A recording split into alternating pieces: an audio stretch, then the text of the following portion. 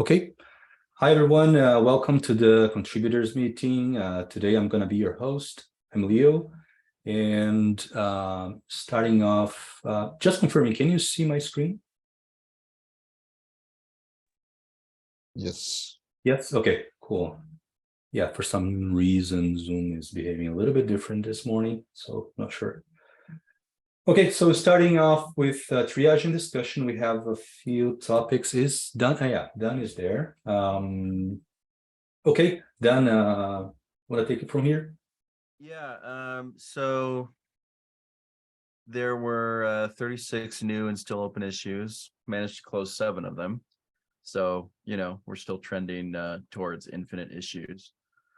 The only issue that was really of interest to bring up, I wanted to ask about this 13038. So this one, they're saying that basically they get in a situation sometimes where Argo CD repo server isn't responsive because it's doing too many things, and that it responds with code 400, and they're suggesting that it should respond with code 503 because it's expected to be available. It's just busy right now, and 503 would have a default retry to it. I don't know. I wanted to ask about it because I wasn't sure if that was a good idea or not. I was thinking that if it was code 503 and your server's too busy, then everything keeps retrying. So you sort of DDoS yourself. But also where the user is seeing the 400, because if it's returned by a repo server, that shouldn't be surfaced to the end user in Argo CD UI, for example. I think he's getting it when he's trying to apply a resource. Hang on, let me look. Invalid spec error. Interesting. Because if it's invalid spec error, this is a valid bad request, right? So 400 makes sense. He's saying the HTTP 400 is returned by Argo CD server to the third-party HTTP client accessing Argo CD via the HTTP API. Okay. Because Argo CD server is it's not able to access repo server, or it's not able to access repo server. So it's because it's going too slow. Right. So then it returns a 400 bad request. I'm just wondering where this invalid spec error is coming from here, because that would kind of make sense to me. If that is really the case, I understand 400 as appropriate response, but if the underlying issue is repo server not responding on time or being down or overloaded, then maybe it's a bad error handling on the API server side of things. So yeah, I think it deserves some investigation, unless someone else has a good hint for this. It's bad error handling. Invalid spec error is only there because this is the section of code where the API server is trying to confirm that it's a valid spec. But part of that is making requests to the repo server. The request times out. And we're not treating that as a retrieval error, even though we probably should. Makes sense. I think that's ultimately his point, is to treat it as a retrieval error. Sorry, Dan, can you repeat that? I think that's ultimately his point, is that it should be treated as a retriable error.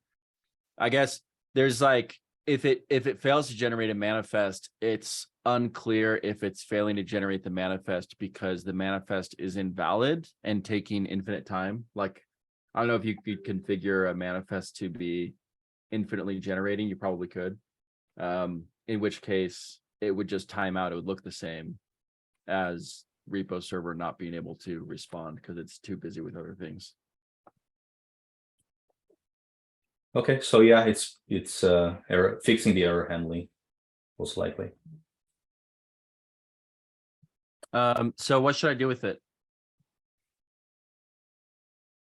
I guess at this point, someone needs to fix the error handling code. I think you did.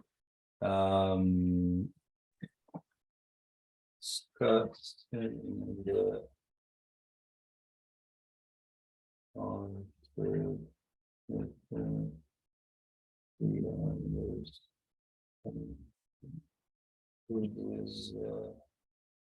Should we treat it as a bug? I thought it kind of wasn't a bug. I moved it to an enhancement request. It's not exactly a bug, but it is maybe better error handling. It's an enhancement, right? Yeah, enhancement. I see it more as a bug or enhancement. It's a fine line sometimes. I'll put both on there.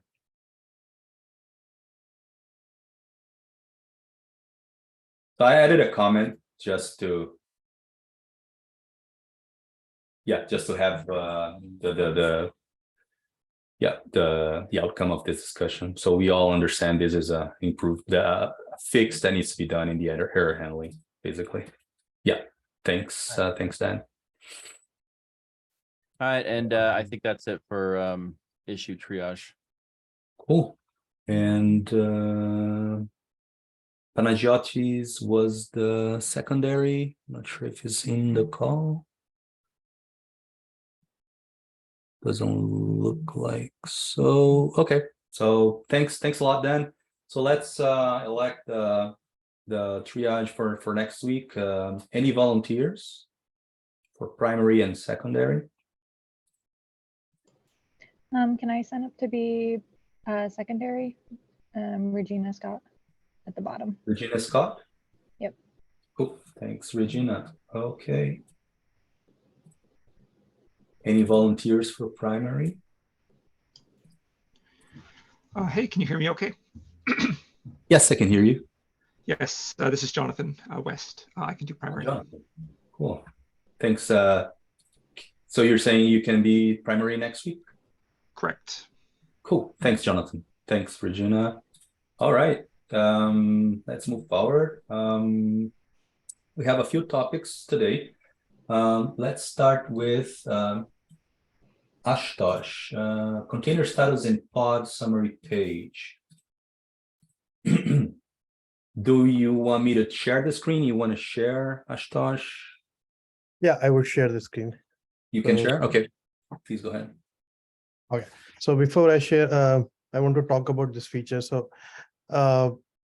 in Intuit, like we did some follow me home, and there was some concern that when the pod fails, there's not enough information surface on the UI, which user can understand what the problem is happening.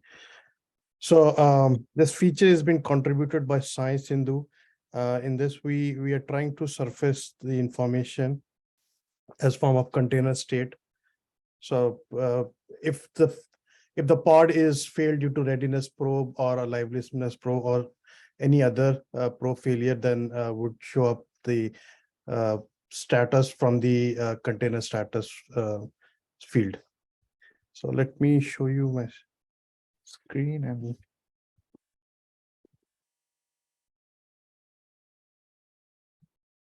okay.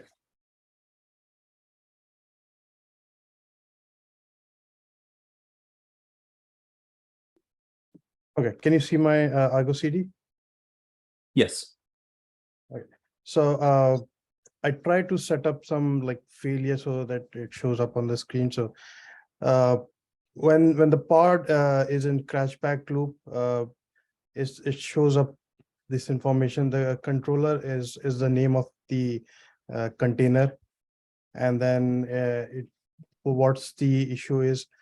So basically, it will show the reason, and then it's in crashback loop. It's not started and not ready. So this is one failure, and I guess this is not this one.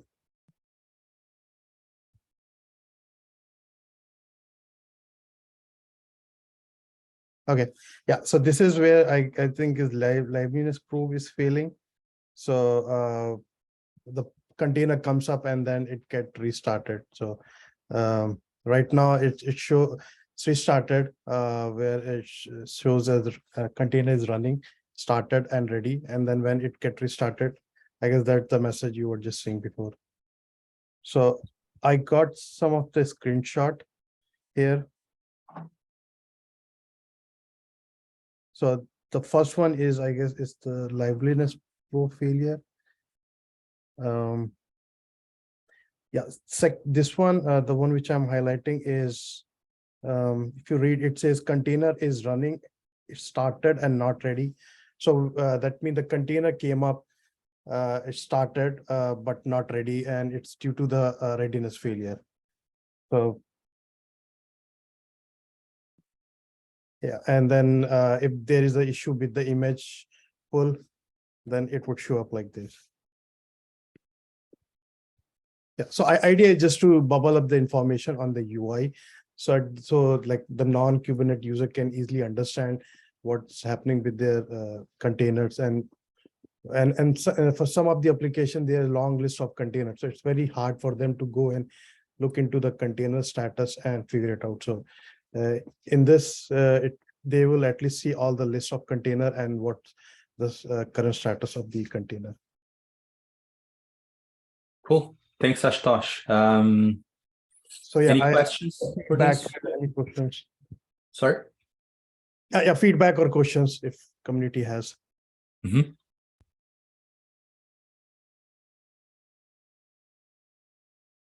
Going once. Just one. So if there are multiple containers, will there be a list of, like, let's say there's a sidecar or whatever, like, will that just list it under, or like how would that work? Yeah, I think in the ticket that was linked, there is a screenshot when there are multiple containers. Maybe I can. Yeah, I think right now we are not showing the init container. It's only the application containers are showing up. It's good. Any reason why not adding init containers to the list? I don't know exactly, because this Okay. has been written by Sai, so I can check with her, and if that can be is done, then that would be in the follow-up here. But the idea would be same, to show up the container. Yeah, because the init container needs to exit, right? If I'm not mistaken, I'm not sure. But yeah, it would be great to have init container in the list as well. Okay, yeah, I can check on that. Cool. Thanks, Ashutosh. All right, so let me Yeah, share. share again. Okay, let's get back to the next topic. Improved editor, Michael. Yeah, so there's a PR up to basically add Kubernetes auto completion and like little squiggly lines under things that are errors in our manifest editor. I think it'd be a really slick feature. The only things I guess I need now are for folks to try it out locally. I need to try it out locally as well, and I identify if there are any pain points, front-end performance issues, etc. The other thing I want to do is read through the yarn.lock, make sure where all these dependencies are coming from. So we just have a solid sense of what we're running in our front end and who maintains those packages. Yeah, mostly just wanted to draw people's attention to the PR. Cool. One thing I remember when I was talking with them when they first had this idea is to make sure that this does not make any outbound request outside of where Argo CD UI is running. Do you know, Michael, if that is the case? If everything happens contained in the JavaScript layer? I think it's all internal. I need to run it locally and just look at the network, Okay. see what happens. Right. Okay. Yeah, I think that will be a important thing to double check. But the feature is pretty nice for sure. Cool. Any comments, suggestions on this one? I think it's I saw your comment here. It's planned for 2.8, right? Yeah, if we can get it into 2.8, yep. Cool. All right, any questions for this? Okay, thanks, Michael. All right, moving forward, Regina, you have, Yeah, this should be quick. So for multiple sources, it still needed the CLI, and it was originally kind of targeted for 2.7, although I don't see anything about it in the roadmap. But I wanted to work on this, but we said previously that we wanted to have a proposal for it first. And I can start working on the proposal next week, but I don't think that it would be ready for 2.7. So is it okay to assign this for 2.8? sorry, Regina, I don't think I was here when it was suggested to have a proposal for that. What was what is the reason for the proposal? It was mentioned in the actual proposal for multiple sources. Okay. It stated in that proposal that we would need a additional proposal for CLI and a separate one for UI as well. But I'm just doing the CLI part. I see. Okay. All right. Leo, I can start there. During the proposal approval for the multiple sources, we were Okay. just making the changes there. And for CLI and UI, I think Alex confirmed that we'll require a different proposal. And we would work on that later on Okay. once things just get a little stable. Yeah. Okay, makes sense. Yeah. And since it's not in RC1 and it said everything has to be in by April 10th, I believe, for milestone 2.7. So I just want to make sure it was okay and acknowledge that it would be moved to 2.8. Yep, that's reasonable. I think that's the only option available to us right now. So Yeah. yes. Okay, sorry about that. Is it okay? Yeah, there is no 2.8 milestone. Is it okay if I just, I think we add one? handle this in the, can you help me here, Michael? Is this Yeah. the roadmap? Top one, yep, Argo CD roadmap. And then once you select it, it'll give you the option to open more and set the release. Okay. Right. I see. Cool. Yep, it's done. Is Okay, it? thank you. Okay. And I'll hopefully have a proposal for that sometime Okay. soon. Cool. And then you probably bring to this this meeting in the future. Yeah. Cool. Thanks, Regina. Anything else from this one? Nope, that's it. Thank you. Okay, so moving forward, Blake, scaffold demo. Do you want to share the screen? You want me to share? Yes. Okay, Yes. please go ahead. Right. So I promised a few weeks back that I would do a demo since Okay. Jan and Michael wanted to show. Very ad hoc, so don't be forewarned that it's not an amazing, it's not going to be a mind-blowing demo, but at least to show what it's about. So the gist of it is, you can just see in the scaffold here.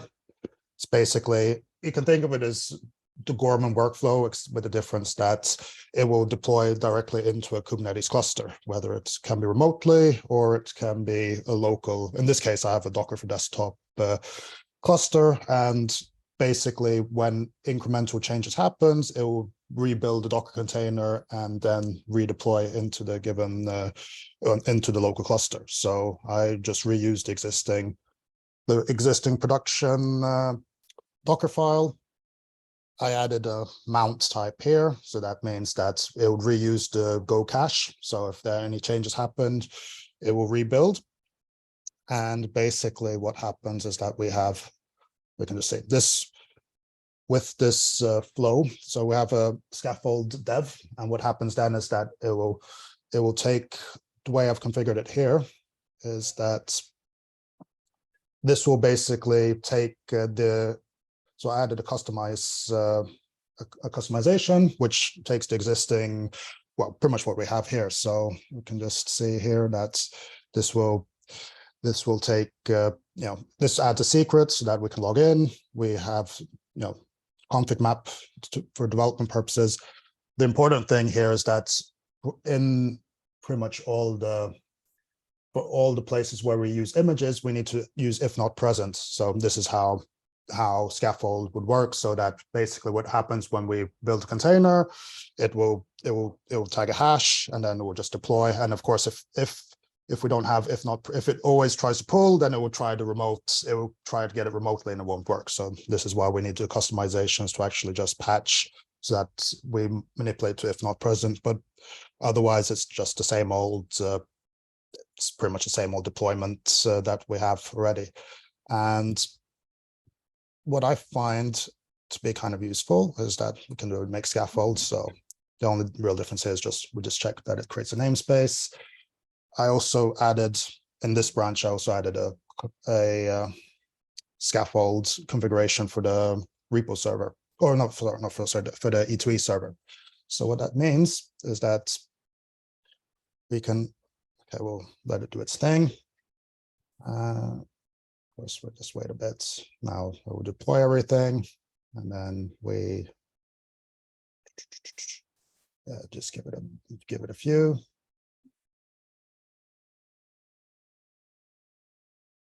The main appeal for me is that this makes running, the way I've configured it is that the end-to-end test becomes quite easy to run. This is kind of where my frustration was starting with the whole scaffold, where doing the whole Docker thing with the end-to-end test made it very slow to run, at least on Mac. I mean, I'm guessing the Linux guys have a bit of an easier time, but we can just take any.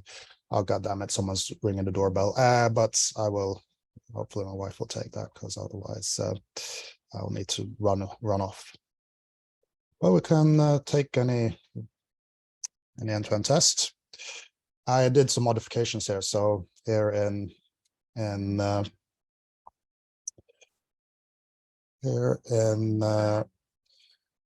added all the relevant environment variables to be able to run the internal, to run the end-to-end tests. I just replaced localhost with host Docker internal so that the repo server can do its thing. But what this means is that from the comfort of the IDE, I can just do run test gradient point. I don't know if this one actually works. I'm just taking a random end-to-end test, but I've done this with some other end-to-end tests, and it works. Wait a sec, if I have to do anything. No, okay. So far, so good. Anyways.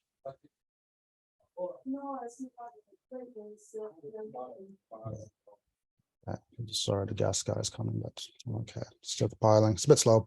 But I can show in the meantime, I can also show that we also have a UI. We can log in with admin and use the typical password. For full Argo server. Caveat here is that we don't have the whole incremental recompilation when it comes to JavaScript, just for the pure reason that, yeah, there it is. That's going on. We don't have that. I mean, if any changes to any TypeScript will of course lead to that the whole Docker image gets rebuilt and whatnot. But at least when it comes to Golang, life becomes a bit simpler. Okay, well.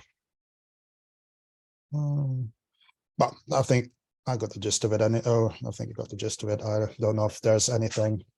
Okay, this test failed specifically. I'm not sure why. I don't know what else. I don't know what else you guys would like to see. I'm happy to give more of an overview on if there are any questions and whatnot. I'll stop sharing. Unless if anyone has anything to add. Cool. Thanks, Blake. I guess one question from my side is, okay, so this is mainly for development purposes, right? Yes. Yes. And if you're using Docker, approach for deploying the Argo CD components locally, and you want that to get automatically reloaded whenever you change something in one of the components that Argo CD uses, for example, repo server, then it gets automatically refreshed. You don't have to redeploy the whole Docker image. It's a hot deploy kind of thing, right? Correct. Cool. Yeah, I usually when I run E2E tests locally, I don't use the Docker approach. I just deploy. I just start the process directly using the Gorman approach that we have, which is, yeah, I understand when you say is very slow if we go with the Docker approach. That's why I usually go with the Gorman one, and that's much faster. I don't think we have a super great documentation on how to do that. And that's, I guess, my point. I guess this whole documentation and procedure on how to run Argo CD locally is a little bit messed up right now, in my opinion. I'm not sure if everybody agrees, but yeah, I think documentation is not great. I like the approach, but I also think we should do some cleanup in the docs. So if we want to go that route, that will be the official supported way of dealing with deploying locally using the Docker containers, and not having like 3 different methods of doing so, because I know there are in the make file, there are some make targets that attempt to do the same. So I guess what I'm trying to say is it would be great to have one official way to run E2E tests locally, properly documented, basically.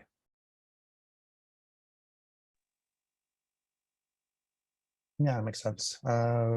Just want to point out there are some things which I do agree that the Gorman approach works as well, but there are some things which I think aren't. This is something which I guess we need to discuss as well. It's like, because there are some things which cannot really be tested without having like the full Kubernetes environment. Because I mean, there was some issue that we had with the certificate reloaded, for example, which needed a full, like, you know, how Argo CD application controller, how would that work to test the whole end-to-end flow? So there's that's related, but topic for another day for sure.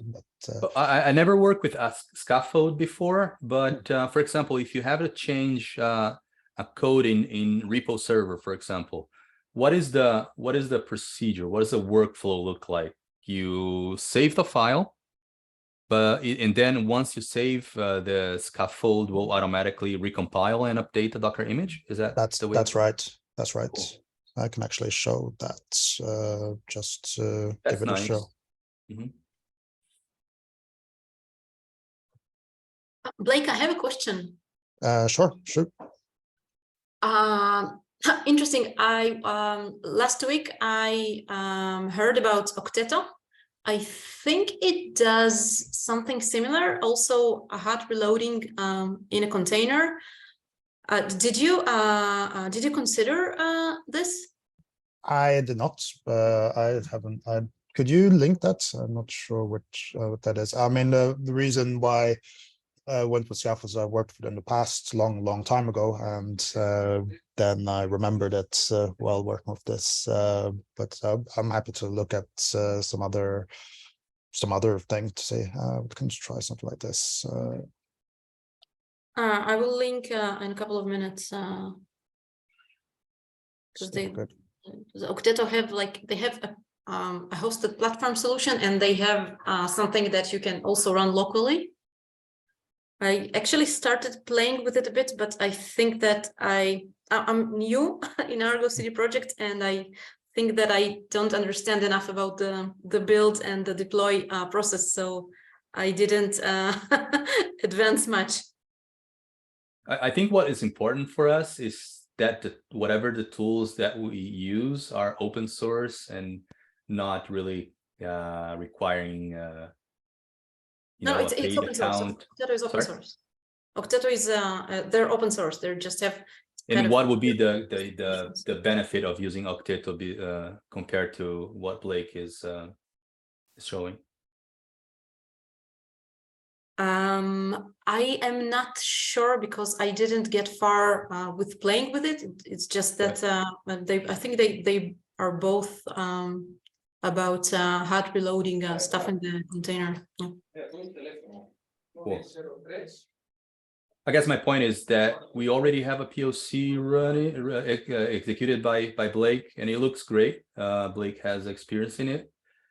If we want to look into a different tool, I guess the starting point I would suggest is to have a clear understanding of what is a killer feature that would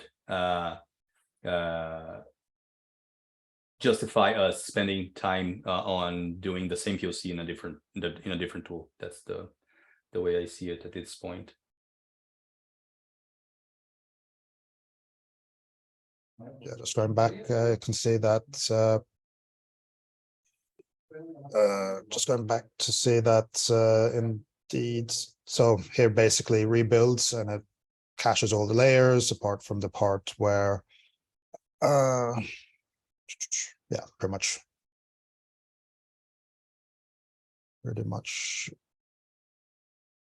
cached everywhere except, and then it rebuilds and then it redeploys basically. So I'm not sure if there's any pain points, Blake, that you identified or limitations that you're already aware of you would like to share with us? Not that I can think of at the top of my head. I mean, the pain point I would say is like there's still not a great solution for, yeah, if we work on front end stuff, it would be kind of a sucky experience because then that implies a whole rebuild. I mean, maybe we can do some split and have a that's something that's to do, to be honest. As for other pain points, one which is slightly annoying, which it seems like when you do a redeploy, then the tailing the logs sometimes is a bit iffy. Now it seems like it's okay, but I've noticed it in the past where it's you rebuild and then it redeploys. I mean, everything's up and running, but then the tail and the logs for whatever reason doesn't really work as one expects. But on top of my head, I cannot think of any. I mean, I'm sure there are. I'm sure there's using it a lot more in anger now. I've been doing this like when working on things on the side, like the latest PRs and such, and I've, at least when using it anger, it's been pretty okay in that sense. But I'm sure there's room for improvement. And try and think if there's anything else that I can think off the top of my head. No, I cannot. Cool. I don't know about the others, but I like the demo. I think it will provide some great flexibility and speed up while running ET tests locally. This could be even faster than the Gorman approach because Gorman requires us to rebuild and redeploy. It's just that the process fast, so you don't mind doing it over and over again. But if this does some sort of a hot kind of deploy, that would be great to have, in my opinion. Any more feedback to this? Regina, you mentioned about Octeto. Would you be willing to do some sort of comparison between the two tools just to make sure if we're not missing a killer feature that Octeto provides and Scaffold doesn't?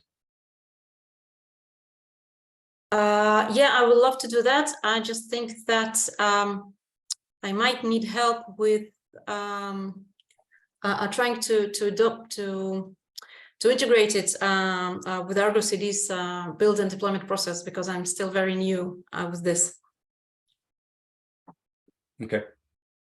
I'm not sure there is like a killer feature. Just asking because I was like reading about it last week and trying to play with it. That's the only reason. I'm not sure there really is a killing feature. And would you be willing to take a look at Scaffold to see how it looks like for you? Yeah, sure. Actually, this demos it looks great. I think it's will speed up things significantly. Cool. Well, thanks. Thank you. Any more questions? Suggestions on this? Let me share the screen again. I think we have one more. What time is it? We have 7 minutes, and we have one more. It's from you, right, Regina? Re-implementing custom actions. Yeah, you want to share? You don't mind me to keep the page open here? Up to you. No, there's nothing to share from Okay. my side. I can maybe explain a bit. Yeah, if you can just provide us an overview of why you're bringing this up, and yeah, if you need some input from us or anything. Yes. So I started working on the feature that basically enables creating ad hoc resources with Argo CD by using custom action. There was a requirement from users to be able to create jobs like in an ad hoc way from cron jobs.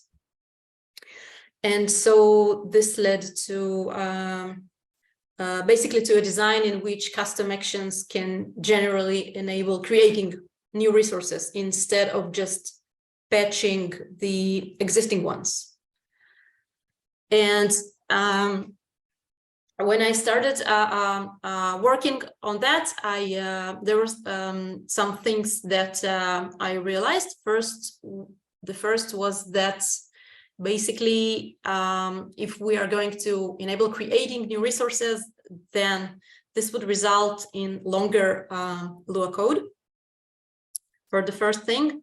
And since at the users, this code resides in the config map, it can make the config map long and maybe more error prone.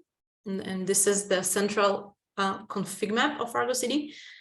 So my first thought was that maybe the custom actions can maybe be in a separate config maps or something, so that they're not in the central critical config map. So that was the first thing that I thought about. And if speaking more generally, then it looks like Argo CD is integrating tightly with Kubernetes ecosystem and with Customize and Helm. And it seems that Lua is kind of out of this ecosystem. And also,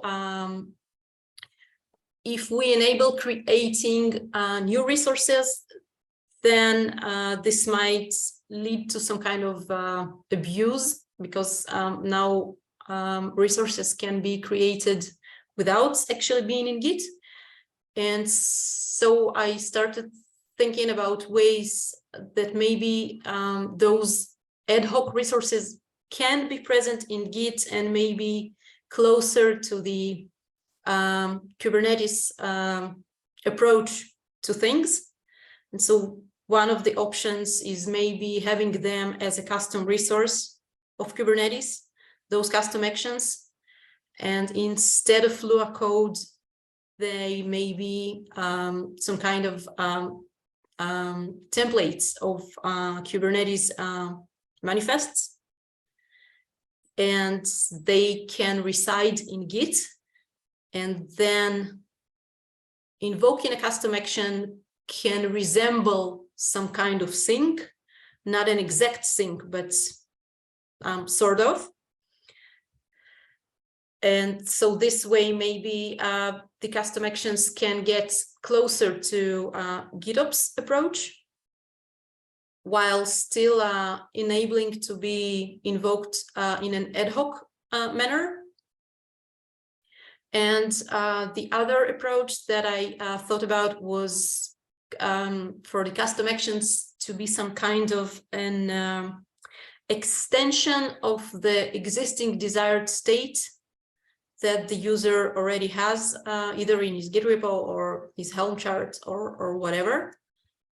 This is a bit more tricky because this is some kind of combination of the application desired states and the well, basically today it is per the GVK, it is per the group version kind. That's like in general. I know we're short of time.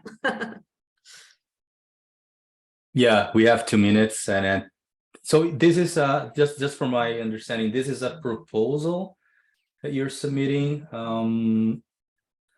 I think by what you're describing, I would suggest you to have a proposal in the form of a PR proposal where we can comment on things, because I think this is a big feature. Yeah, that's a big change. That's a big change. And there are many things that you described. I'd like to understand more how you're planning to solve the problem. So I don't know if you're familiar, Regina, but in Argo CD we have a folder in the docs called proposals. And then yeah, we have a few of them. So I provided a few proposals in the past. So proxy extension was the last one, and then we have here a proposal, formal proposal, and once it gets merged, it means the proposal was accepted and it was properly discussed in this group asynchronously. So that's why a PR it's preferable, where we can just add comments and follow up with the discussion there. Would you be okay with that instead of creating Yeah, issue? Sure. Yeah. Because then we can go and comment straight on specific sentences and paragraphs. Yeah, sure. Cool. And that would allow us to move forward asynchronous in a more efficient way, I think. On the Lua part, I understand more or less what you said, because the idea of having Lua at that specific part of Argo CD is because Lua is a very easy to language to embed. So we embedded the language in Argo CD, and then it's very easy to write Lua scripts to verify if a specific field in a YAML is following some patterns. So it's very easy to implement some logic, and Lua is a great fit for that and it provides a very low footprint. So it's not a heavy language to run, and it's very, very easy to embed. So that's the main reason why Lua is there. From what you're describing, I understand more or less why you want to have something like customize and help. But yeah, I think it's all part of the bigger discussion. Cool. Any more comments on this? We are 1 minute over.